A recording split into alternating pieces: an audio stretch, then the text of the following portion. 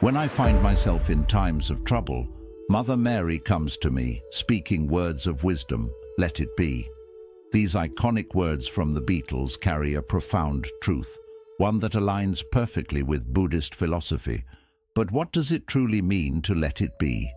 How can we embrace life's challenges without resistance, let go of suffering, and find peace in the present moment? Today we explore the Buddhist wisdom behind this simple yet powerful phrase and how it can transform your life. Understanding suffering and its causes. Buddhism begins with a simple yet profound truth. Life contains suffering. No matter who we are or where we come from, we all experience pain, loss, and disappointment. The Buddha identified this universal reality over 2,500 years ago and laid out a path to understand and ultimately overcome suffering. This path begins with the Four Noble Truths, the foundation of Buddhist wisdom. The first truth is straightforward: suffering exists. From physical pain to emotional distress, no one is exempt from hardship. But Buddhism doesn't stop there. It invites us to look deeper. The second truth explains that suffering has a cause: attachment and craving. We cling to things, relationships, material possessions, even our own identities, believing they will bring us lasting happiness. But everything in life is impermanent. When we attach ourselves to something temporary, we inevitably suffer when it changes or disappears. Think about the moments in life when you felt the most pain: a broken relationship, the loss of a loved one, a dream that didn't come true. The suffering often comes not just from the event itself, but from our resistance to it. We wish things had turned out differently. We hold on to memories. We refuse to accept change.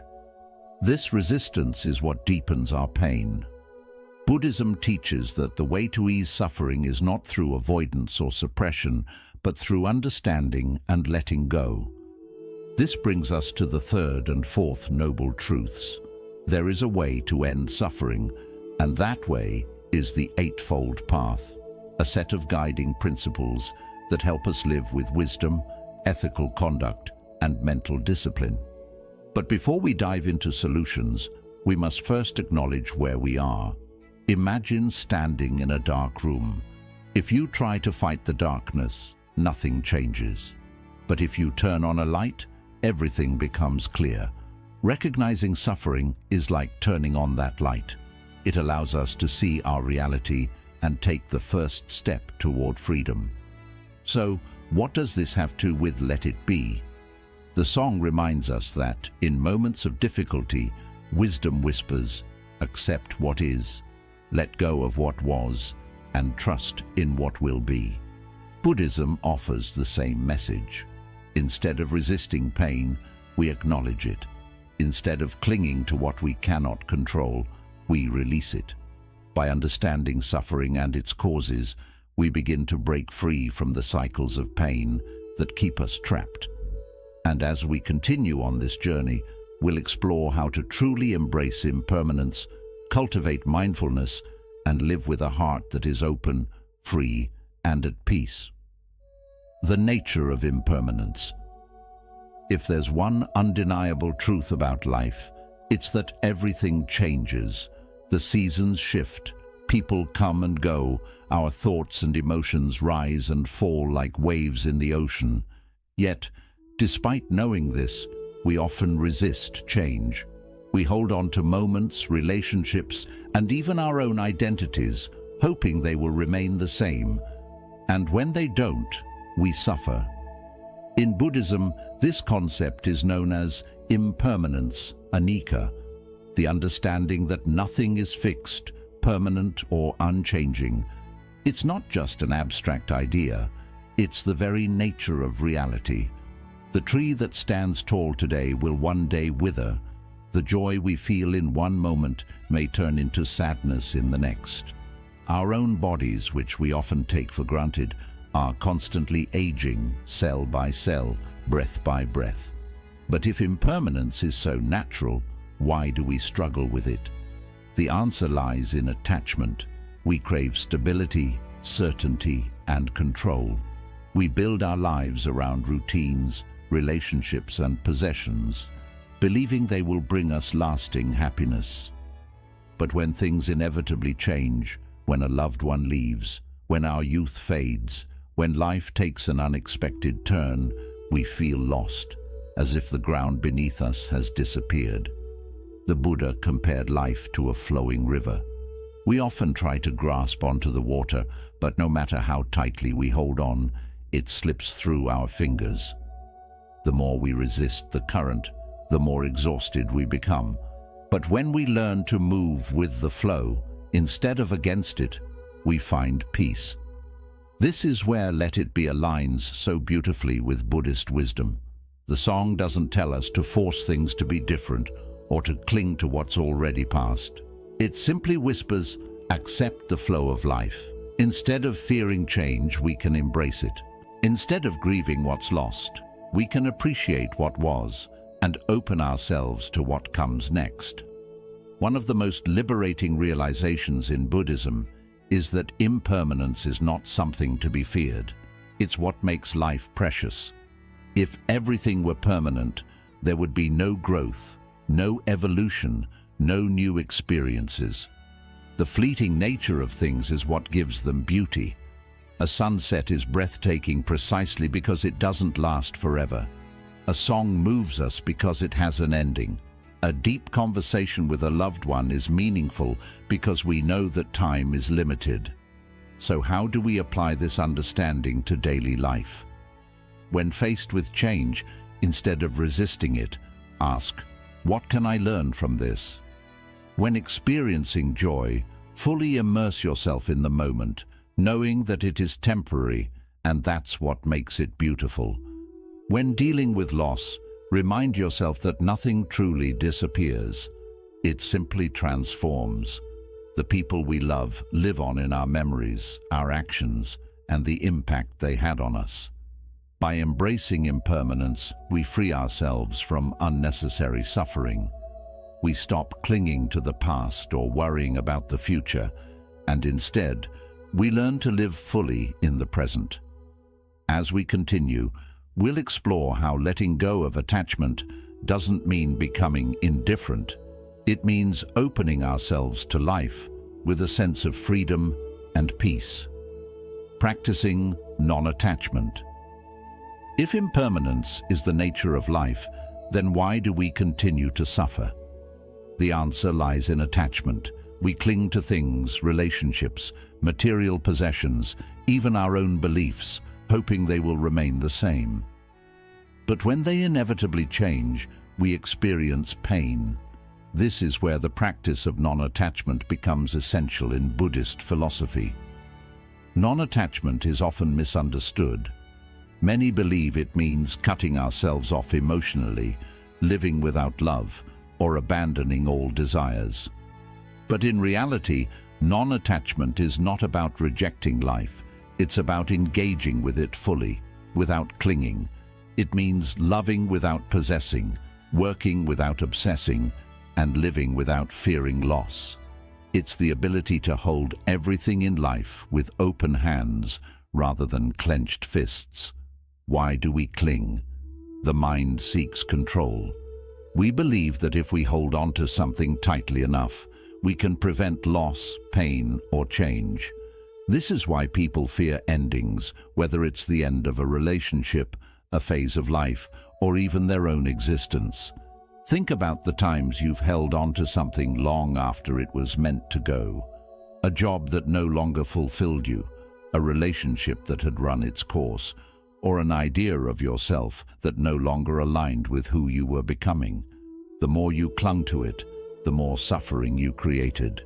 This is where Buddhism invites us to shift our perspective. Instead of seeing non-attachment as losing something, we can see it as gaining freedom. When we stop clinging, we allow life to flow naturally.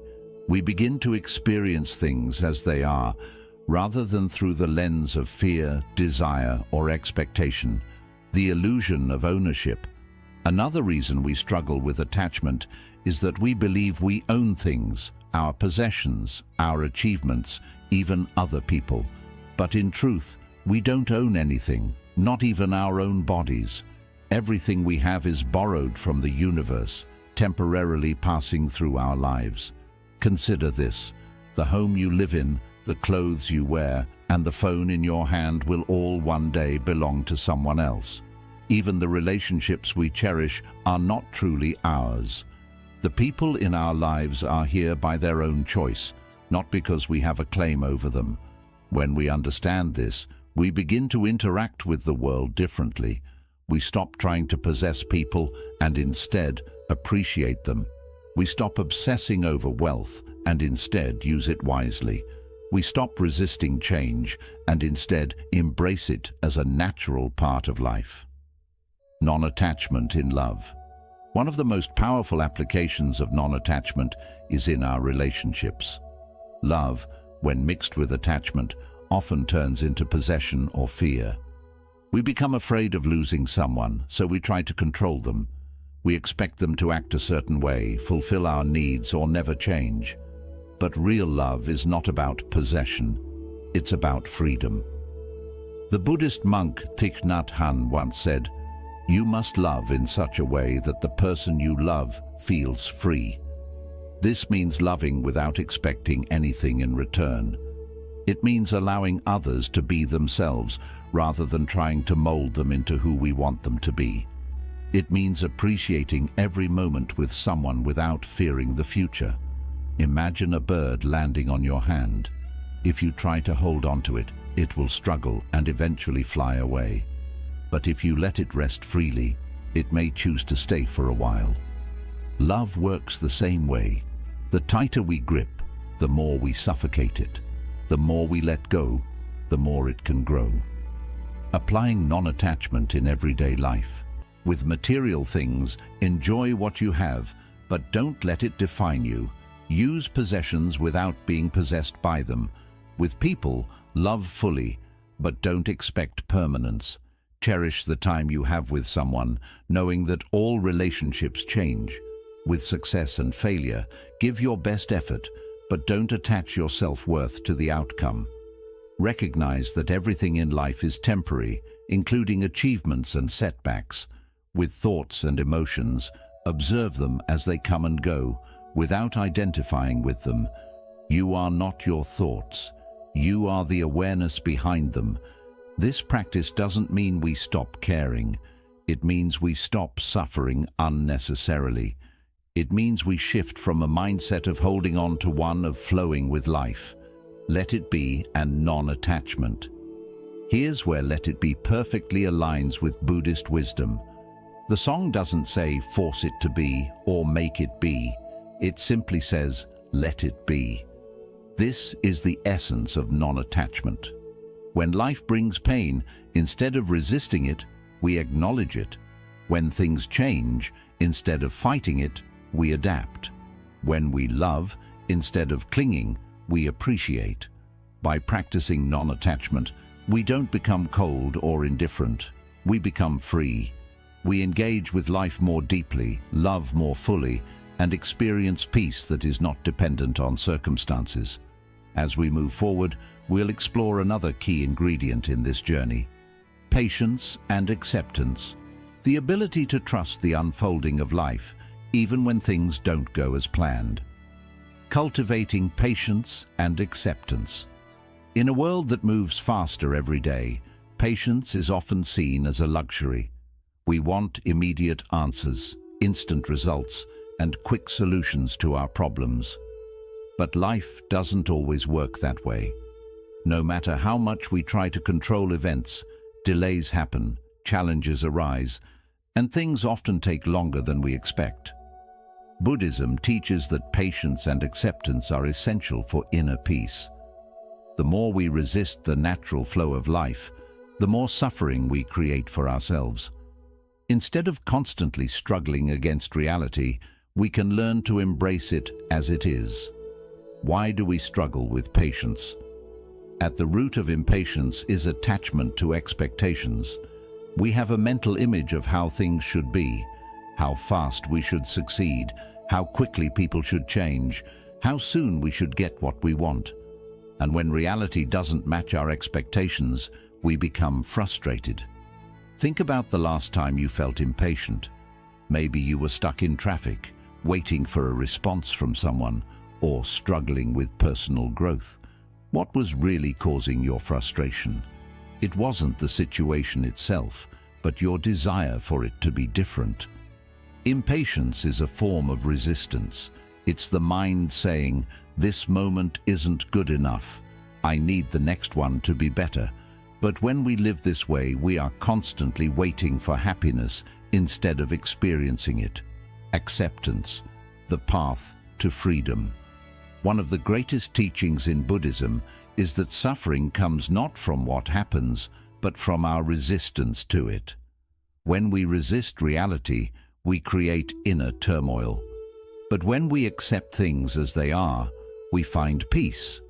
This doesn't mean we stop striving for change or improvement. It simply means that instead of fighting against what is, we learn to work with it. Take, for example, the frustration of waiting in line. You have two choices. Resist the situation, get angry, check your phone repeatedly, complain in your mind. Does it make the line move faster? It only makes you suffer more. Accept the situation, use the time to breathe, observe your surroundings, or simply relax. The external situation hasn't changed, but your experience of it has. Now apply this to bigger things in life. A delayed goal, a challenging relationship, or a personal struggle. The more we resist, the more we suffer. But when we accept, we open the door to peace and clarity. Patience in personal growth. One of the hardest places to practice patience is with ourselves. We all want to grow, improve, and overcome our struggles, but deep change takes time. A person overcoming fear cannot force themselves to be brave overnight. A meditator cannot expect instant peace the first time they sit in silence. A person healing from emotional pain cannot rush the process. True transformation happens gradually. Just as a tree grows slowly from a seed, personal growth unfolds in its own time. Rushing the process only creates frustration. Instead of demanding immediate results, we can learn to trust that everything happens at the right pace. This trust is the foundation of patience. Let it be, and the wisdom of patience. The song "Let It Be" does not tell us to force things to happen. It does not say "make it be" or "hurry up and fix it." Instead, it offers a simple yet powerful message. There will be an answer. Let it be. This aligns perfectly with Buddhist wisdom. Sometimes, the best thing we can do is stop fighting and allow life to unfold naturally. Not every problem needs an immediate solution. Not every challenge needs to be controlled. When we learn to let things be, we create space for clarity and wisdom to arise. Practical ways to cultivate patience and acceptance. Breathe when frustration arises. Take slow, deep breaths. This calms the nervous system and reminds you that there is no rush. Shift your perspective. Instead of seeing delays as obstacles, see them as opportunities to practice peace. Observe instead of reacting. The next time you feel impatient, simply notice it without acting on it. Often, awareness itself is enough to create a shift. Let go of rigid timelines. Set goals, but release the idea that they must happen exactly when you expect them to. Trust that life unfolds at the right time. Just as a flower blooms when it is ready, your life will unfold in perfect timing. By practicing patience, we align with the natural rhythm of life instead of resisting it. We stop rushing through the present moment and instead learn to live fully in it. In the next chapter, we'll explore the key to staying present. Mindfulness. The ability to experience each moment without attachment or resistance. The power of mindfulness. If patience and acceptance allow us to stop resisting life, mindfulness is what allows us to fully experience it. We spend so much of our lives lost in thought, rehashing the past, worrying about the future, or distracting ourselves from the present moment. But true peace, clarity, and wisdom can only be found here and now. Buddhism teaches that mindfulness, the practice of being fully present, is the key to breaking free from suffering and experiencing life as it truly is. The mind's endless chatter. Have you ever noticed how often your mind pulls you away from the present moment? You might be eating a meal, but instead of tasting the food, you're thinking about what you need to do later. You might be listening to a friend, but instead of really hearing them, your mind is planning what you'll say next. This constant mental noise keeps us disconnected from reality. We live in our thoughts rather than in the world around us. And when our thoughts are filled with worries, regrets, or judgments, we suffer unnecessarily. Mindfulness is the antidote to this distraction. It is the practice of simply being aware of what is happening right now, without judgment or resistance. When we are mindful, we fully engage with life. We taste our food, listen deeply, and experience each moment as it unfolds. Why is mindfulness so powerful? Mindfulness transforms our experience of life in three key ways. It breaks the cycle of automatic reactions. Instead of reacting impulsively to situations, mindfulness allows us to pause and respond with wisdom. It reduces suffering. When we stop fighting reality and simply observe what is happening, even difficult emotions become easier to handle. It deepens our appreciation for life. The simple act of being fully present turns ordinary moments into something extraordinary. Mindfulness in everyday life. Many people think mindfulness is only something you do while meditating, but true mindfulness is a way of living. You can practice it at any moment. Eating mindfully. Instead of rushing through a meal, notice the taste, texture, and aroma of your food. Walking mindfully. Feel the sensation of your feet touching the ground. Notice the rhythm of your breath. Listening mindfully. Give your full attention when someone speaks. Listen not just to their words, but to their emotions. Breathing mindfully. Take a deep breath and feel the air entering and leaving your body. This simple act can bring you back to the present moment. Mindfulness isn't about changing your life. It's about fully experiencing the life you already have. Let It Be and the wisdom of mindfulness. The lyrics of Let It Be invite us to embrace the present moment as it is. They don't say overanalyze it, fix it immediately, or stress about it. They simply say, let it be. When we practice mindfulness, we stop resisting reality. Instead of being lost in thought, we become fully engaged with what is happening right now. Mindfulness teaches us that the past is gone. We cannot change it. The future is uncertain. We cannot control it. The present is all we have, and it is enough. By learning to be here now, we free ourselves from unnecessary suffering. We stop getting caught in regrets or anxieties and instead find peace in simply experiencing life. In the next chapter, we will explore an even deeper level of this practice. By bringing full awareness to our thoughts, words, and actions, we create room for peace even in life's uncertainties. Letting go does not mean giving up. Some may mistake let it be for a passive way of living, but letting go does not mean we stop caring. It does not mean we stop striving for goals, working hard, or nurturing relationships. It simply means we do these things without attachment, without clinging to specific outcomes or allowing fear and control to guide our actions. We work, but without fixation. We love, but without attachment. We dream, but without fear of failure. This balance allows us to engage with life completely while staying at peace, no matter what unfolds, trusting the flow of life. When we resist life, suffering follows. When we trust life, we find freedom. The greatest lesson of Let It Be, and of Buddhism itself, is that we do not have to control everything. Life unfolds in its own way, at its own pace. Our role is not to force it, but to flow with it.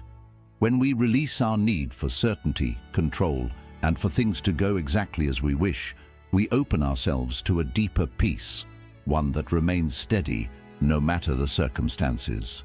Let It Be is more than just a song, it is a way of life. The Beatles may not have written Let It Be as a Buddhist teaching, but its message is universal. It reminds us that even in difficult moments, peace is always within reach, if we allow it. Whisper words of wisdom. Let it be. This quiet whisper exists within each of us, guiding us toward a life of acceptance, presence, and freedom. The choice is ours.